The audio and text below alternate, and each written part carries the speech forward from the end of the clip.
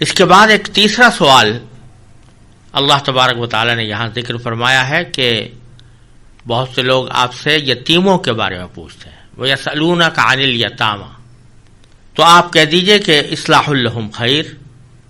کہ ان کی بھلائی چاہنا ہی نیک کام ہے۔ ان آیات کا پس منظر یہ ہے کہ قرآن کریم نے سورہ نساء میں یتیموں کا مال کھانے پر سخت وعید سنائی تھی، یعنی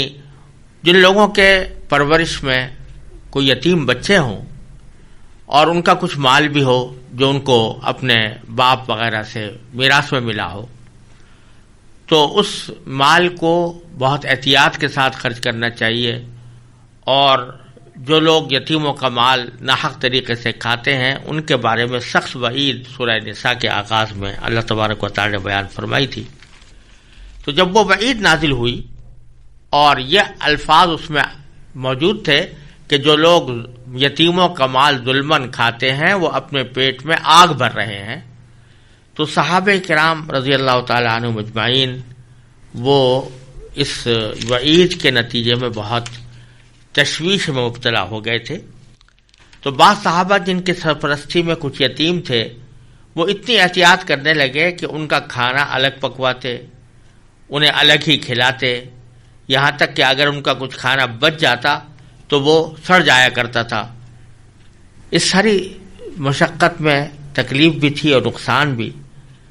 تو اس آیت نے یہ بات واضح فرما دی ہے کہ اصل مقصد یہ ہے کہ یتیموں کی مصلحت کا پورا خیال رکھا جائے، سرپرستوں کو مشکل میں ڈالنا مقصد نہیں ہے، لہذا ان کا کھانا ساتھ پکانے اور ساتھ کھلانے میں کوئی حرج نہیں، بشرطے کہ معقولیت اور انصاف کے ساتھ ان کے مال سے ان کے کھانے کا خرچ وصول کیا جائے۔ اس کے بعد بھی اگر غیر عادی طور پر کچھ کمی بیشی ہو بھی جائے تو اللہ تعالیٰ کی طرف سے معاف ہے، ہاں جان بوجھ کر ان کو نقصان نہ پہنچایا جائے۔ اب رہی یہ بات کہ کون سی چیز انصاف ہے اور اصلاح ہے، اور کون انصاف کر رہا ہے، اصلاح سے کام لے رہا ہے، اور کس کی نیت خراب ہے، تو یہ اللہ تبارک و تعالیٰ ہی خوب جانتے ہیں۔ یہی بات ان آیات میں فرمائی گئی ہے۔ میں ایک مرتبہ پھر اس کا ترجمہ پڑھتا ہوں کہ اور لوگ آپ سے یتیموں کے بارے میں سوال کرتے ہیں، آپ کہہ دیجئے کہ ان کی بھلائی چاہنا ایک نیک کام ہے۔ قل اصلاح لہم خیر، ان کی بھلائی چاہنا ایک نیک کام ہے۔ وَإِن تُخَالِطُوهُمْ فَإِخْوَانُكُمْ، اور اگر تم ان کے ساتھ مل جل کر رہو تو آخر وہ تمہارے بھائی ہی تو ہیں۔ یہ اس شبے کی تردید کر دی یا اس طرز عمل کے بارے میں ایک واضح بات فرما دی جس کا بھی میں نے ذکر کیا کہ بہت سے صحابہ کرام یتیموں کے معاملے میں احتیاط کی خاطر کھانا الگ پکواتے تھے، کھانا ان کے ساتھ کھاتے بھی نہیں تھے۔ تو فرمایا کہ اس تکلف کی ضرورت نہیں ہے، اگر تم ان کے ساتھ مل جل کر رہو تو کچھ حرج نہیں، کیونکہ وہ تمہارے بھائی تو ہیں۔ واللہ یعلم المفسد من المصلح، البتہ ساتھ یہ بھی بتا دیا کہ کوئی شخص اس کو بہانہ نہ بنائے ان کی حق تلفی کا، اس واسطے کہ اگر کوئی شخص یہ چاہے گا کہ میں یتیموں کے مال میں تصرف کروں اور اس سے خود فائدہ اٹھاؤں تو یہ اللہ تعالیٰ کو خوب معلوم ہو جائے گا۔ تو اللہ تعالیٰ خوب جانتا ہے کہ کون معاملات بگاڑنے والا ہے اور کون سنوارنے والا ہے۔ واللہ یعلم المفسد من المصلح۔ پھر فرمایا کہ وَلَوْ شَاءَ اللَّهُ لَأَعْنَتَكُمْ، اور اگر اللہ چاہتا تو تمہیں مشکل میں ڈال دیتا۔ مطلب یہ کہ جس طرح کا طرز عمل تم نے اختیار کیا ہے وہ ہماری طرف سے تو باقاعدہ اس کا حکم نہیں آیا تھا، لیکن اگر اللہ تعالیٰ چاہتے تو یہ حکم دے بھی دیتے کہ بھئی یتیموں کے کھانا الگ پکواؤ، کھانا الگ کھاؤ، ان کو ساتھ شریک بھی نہ رکھو، کہیں ایسا نہ ہو کہ ان کے کھانے کا کوئی حبہ تمہارے حلق میں چلا جائے۔ تو اگر اس قسم کے احکام آتے تو تم مشکل میں پڑ جاتے، لیکن اللہ تبارک و تعالیٰ تمہیں مشکل میں ڈالنا نہیں چاہتے، لہذا تمہیں جس طرح کی چھوٹ دی گئی ہے اس کو انصاف کے ساتھ اور احتیاط کے ساتھ استعمال کر لو، اور ان کے ساتھ کھانا کھانے میں کوئی مذائقہ نہیں۔ پھر فرمایا کہ ان اللہ عزیز الحکیم، یقیناً اللہ کا اقتدار بھی کامل ہے، حکمت بھی کامل ہے۔ یعنی اللہ تعالیٰ کا اقتدار بڑا ہے، وہ جو چاہے حکم دے سکتا ہے، جو چاہے کر سکتا ہے، لیکن اپنی حکمت کے تحت وہ وہی حکم دیتا ہے جو بندوں کی مصلحت کے مطابق ہو اور ان کے لیے ناقابل برداشت تکلیف کا سبب بھی نہ بنے۔ وَلَا تَنكِحُوا الْمُشْرِكَاتِ حَتَّى يُؤْمِنَّ وَلَأَمَةٌ مُؤْمِنَةٌ خَيْرٌ مِّن مُّشْرِكَةٍ وَلَوْ أَعْجَبَتْكُمْ وَلَا تُنكِحُوا الْمُشْرِكِينَ حَتَّى يُؤْمِنُوا وَلَعَبْدٌ مُّؤْمِنٌ خَيْرٌ مِّن مُّشْرِكٍ وَلَوْ أَعْجَبَكُمْ أُولَٰئِكَ يَدْعُونَ إِلَى النَّارِ وَاللَّهُ يَدْعُو إِلَى الْجَنَّةِ وَالْمَغْفِرَةِ بِإِذْنِهِ وَيُبَيِّنُ آيَاتِهِ لِلنَّاسِ لَعَلَّهُمْ يَتَذَكَّرُونَ وَيَسْأَلُونَكَ عَنِ الْمَحِيضِ قُلْ هُوَ أَذًى فَاعْتَزِلُوا النِّسَاءَ فِي الْمَحِيضِ وَلَا تَقْرَبُوهُنَّ حَتَّى يَطْهُرْنَ فَإِذَا تَطَهَّرْنَ فَأْتُوهُنَّ مِنْ حَيْثُ أَمَرَكُمُ اللَّهُ إِنَّ اللَّهَ يُحِبُّ التَّوَّابِينَ وَيُحِبُّ الْمُتَطَهِّرِينَ نِسَاؤُكُمْ حَرْثٌ لَكُمْ فَأْتُوا حَرْثَكُمْ أَنَّىٰ شِئْتُمْ وَقَدِّمُوا لِأَنفُسِكُمْ وَاتَّقُوا اللَّهَ وَاعْلَمُوا أَنَّكُمْ مُلَاقُوهُ وَبَشِّرِ الْمُؤْمِنِينَ۔ اور مشرک عورتوں سے اس وقت تک نکاح نہ کرو جب تک وہ ایمان نہ لے آئیں۔ یقیناً ایک مومن باندی کسی بھی مشرک عورت سے بہتر ہے، خواہ وہ مشرک عورت تمہیں پسند آ رہی ہو۔ اور اپنی عورتوں کا نکاح مشرک مردوں سے نہ کراؤ جب تک وہ ایمان نہ لے آئے، اور یقیناً ایک مومن غلام کسی بھی مشرک مرد سے بہتر ہے، خواہ وہ مشرک مرد تمہیں پسند آ رہا ہو۔ یہ سب دوزخ کی طرف بلاتے ہیں، جبکہ اللہ اپنے حکم سے جنت اور مغفرت کی طرف بلاتا ہے اور اپنے احکام لوگوں کے سامنے صاف صاف بیان کرتا ہے تاکہ وہ نصیحت حاصل کریں۔ اور لوگ آپ سے حیض کے بارے میں پوچھتے ہیں، آپ کہہ دیجئے کہ وہ گندگی ہے، لہذا حیض کی حالت میں عورتوں سے الگ رہو، اور جب تک وہ پاک نہ ہو جائیں ان سے قربت یعنی جماع نہ کرو۔ ہاں جب وہ پاک ہو جائیں تو ان کے پاس اسی طریقے سے جاؤ جس طرح اللہ نے تمہیں حکم دیا ہے۔ بے شک اللہ ان لوگوں سے محبت کرتا ہے جو اس کی طرف کثرت سے رجوع کریں، اور ان سے محبت کرتا ہے جو خوب پاک صاف رہیں۔ تمہاری بیویاں تمہارے لیے کھیتیاں ہیں، لہذا اپنی کھیتی میں جہاں سے چاہو جاؤ اور اپنے لیے اچھے عمل آگے بھیجو،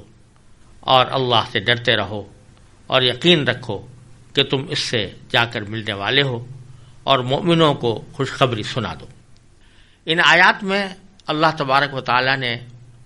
انسان کی گھریلو زندگی سے متعلق کچھ احکام عطا فرمائے ہیں۔ جیسا کہ پہلے عرض کیا جا چکا ہے، تقویٰ کے مختلف شعبوں کا بیان چل رہا ہے، اور اس میں انسان کی زندگی کے مختلف پہلوؤں کا ذکر آیا ہے۔ تو ان آیات میں جو ابھی میں نے تلاوت کی، ان میں انسان کی گھریلو زندگی سے متعلق کچھ اہم ہدایات اور احکام عطا فرمائے گئے ہیں۔ پہلا حکم جو دیا گیا وہ یہ کہ مسلمانوں کے لیے کسی مشرک عورت سے نکاح کرنے کو ناجائز قرار دیا گیا۔ اگرچہ اہل کتاب یعنی عیسائی یہودی خواتین سے نکاح کی فی الجملہ اجازت ہے، جس کی تفصیل انشاءاللہ اپنے موقع پر آئے گی، لیکن یہاں مشرکین سے مراد ہیں وہ جو اہل کتاب نہ ہوں، بت پرست ہوں، یا مثلا بدھ مذہب کے لوگ ہیں، یا ہندو مذہب کے لوگ ہیں، یا مجوسی اور آتش پرست ہیں، یا کسی بھی قسم کے بت پرست ہیں جو بتوں کی پرستش کرنے والے ہیں، تو ان کی خواتین سے نکاح کو اللہ تبارک و تعالی نے ان آیات میں ناجائز قرار دیا۔ ان آیات کا ایک شان نزول بھی بعض تفسیروں کے اندر بیان ہوا ہے، اور وہ یہ کہ ایک صحابی تھے جن کا نام مرشد ابن ابی مرشد رضی اللہ تعالیٰ عنہ تھا۔ اسلام لانے سے پہلے جاہلیت کے زمانے میں ان کے ایک عورت سے تعلقات تھے جس کا نام عناق تھا، اور جیسا کہ جاہلیت کے اندر دستور تھا بغیر نکاح کے ایک دوسرے کے ساتھ رہنا، ایک دوسرے کے ساتھ ملنا جلنا اور اپنی محبت کا تعلق قائم رکھنا، اس کو کوئی برا نہیں سمجھا جاتا تھا۔ تو اسی رواج کے تحت ان کے تعلقات عناق کے ساتھ چلے آتے تھے۔ اللہ تبارک و تعالیٰ نے جب ان کو اسلام لانے کی توفیق عطا فرمائی اور یہ مشرف اسلام ہوئے، تو ایک مرتبہ کہیں جاتے ہوئے راستے میں اسی عورت سے ان کی ملاقات ہو گئی۔ عناق نے ان سے کہا، اپنے سابق رویے کے مطابق اس کو گناہ کی دعوت دی، تو حضرت مرثد رضی اللہ تعالیٰ عنہ نے کہا کہ میں اب مسلمان ہو چکا ہوں اور اب میں یہ گناہ کرنے کے لیے تیار نہیں ہوں۔ اس پر عناق نے پیشکش کی کہ اگر تم بغیر نکاح کے میرے ساتھ یہ تعلقات قائم کرنا نہیں چاہتے تو نکاح کر لو مجھ سے۔ اس پر حضرت مرثد رضی اللہ تعالیٰ نے فرمایا کہ یہ میں اس وقت تک نہیں کر سکتا جب تک میں رسول اللہ صلی اللہ علیہ وسلم سے پوچھ نہ لوں، کیونکہ اب مجھے معلوم نہیں کہ غیر مسلم کسی خاتون سے نکاح کرنا میرے لیے شرعاً جائز ہے یا نہیں ہے۔ یہ بات کہہ کر وہ نبی کریم صلی اللہ علیہ وسلم کی خدمت میں حاضر ہوئے۔ تو بعض روایات میں آتا ہے کہ اسی موقع پر یہ آیات کریمہ نازل ہوئیں اور فرمایا گیا وَلَا تَنكِحُوا الْمُشْرِكَاتِ حَتَّى يُؤْمِنْ، مشرک عورتوں سے اس وقت تک نکاح نہ کرو جب تک وہ ایمان نہ لے آئے۔ اور پھر ایک اصول کے طور پر یہ بات فرما دی وَلَأَمَةٌ مُؤْمِنَةٌ خَيْرٌ مِّن مُشْرِكَةٍ، یقیناً ایک مومن باندی یا کنیز کسی بھی مشرک عورت سے بہتر ہے۔ مشرک عورت اگرچہ آزاد ہے اور عام طور سے آزاد کو غلام کے اوپر یا باندی کے اوپر فوقیت اور فضیلت دی جاتی ہے، لیکن اللہ تعالیٰ فرماتے ہیں کہ اصل کسی شخص کی فضیلت یا اس کی بڑائی یا اس کی فوقیت کا معیار اس کا آزاد اور غلام ہونا نہیں ہے، بلکہ اصل معیار یہ ہے کہ وہ اللہ کے اوپر ایمان رکھتا ہے، اللہ کی توحید پر ایمان رکھتا ہے یا نہیں۔ تو اگر کوئی مسلمان باندی ہے لیکن اللہ تعالیٰ کی توحید پر ایمان رکھتی ہے تو وہ یقیناً بہتر ہے کسی بھی مشرک عورت سے جو اللہ تعالیٰ کے ساتھ کسی کو شریک ٹھہراتی ہے یا مثلا بت پرستی کرتی ہے۔ اور ساتھ میں یہ بھی فرمایا کہ وَلَوْ أَعْجَبَتْكُمْ، چاہے وہ مشرک عورت تمہیں پسند آ رہی ہو، یعنی دیکھنے میں اچھی لگ رہی ہے، خوبصورت ہے اور بظاہر اس کا رویہ بھی اچھا معلوم ہوتا ہے اور ہر لحاظ سے تمہیں پسند آ رہی ہے، لیکن جب تک وہ ایمان نہیں لے آتی اس وقت تک وہ تمہارے نکاح میں آنے کے قابل نہیں، لہذا کسی بھی مشرکہ سے تمہارا نکاح جائز نہیں۔ اور اسی طرح جس طرح مردوں کو یہ حکم دیا گیا تو عورتوں کے بارے میں فرمایا وَلَا تُنكِحُوا الْمُشْرِكِينَ،